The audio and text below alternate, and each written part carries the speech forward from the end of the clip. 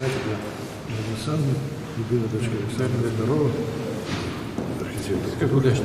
Это подарили мне, а я Эрмитажу. Она переехала в Швейцарию, да? А потом в Швейцарию, потому что сначала наследником в Эдинбурге, а потом он получил титул доктора в Холлендсхаусе. Они специально построили для них в 1977 году. Кстати, я могу сказать, Светлана Борисовна на записи на наш звонит. Это пойдет к нам в церковь нашу. Прошу подключиться и к проекту, который в Кузбассе реализуется, Кемерово, и в Севастополе. Мы все будем, но там мы будем регулярно. Да, я понимаю.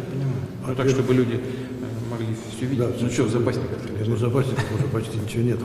Мы открываем, Есть. мы открываем 1 июля Эрмитаж Екатеринбурга.